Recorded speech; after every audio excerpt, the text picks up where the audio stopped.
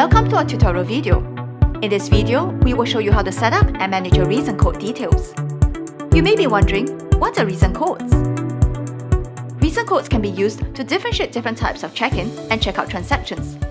Commonly used reason codes are stock adjustment, damaged item, disposal item, loan to customer, and return from customer. Now that you have a better idea what reason codes are, let's get started. Click on the settings icon to access the main menu. Select Create Reason Code Details to create a new reason code in your database. To begin, create the new reason code.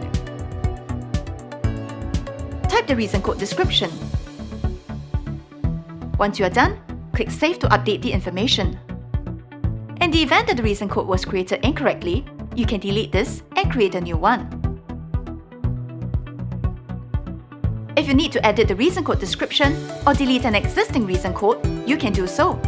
Select Edit Reason Code Details and select the reason code to edit. Update the reason code description. Click Save to update the information. If this reason code is no longer in active use but you want to keep a record of the information, click Non-Active and click Save to update the information. If you want to delete this reason code, click Delete.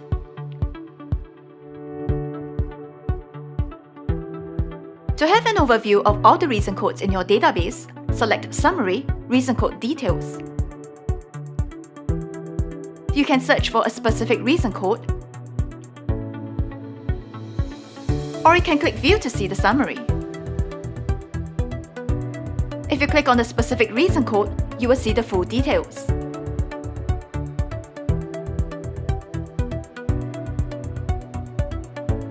Now that you've learned how to set up your reason codes, it's your turn to try. Once you've completed the setup, view the next video to learn how to set up and manage your transaction printouts. Thank you for watching.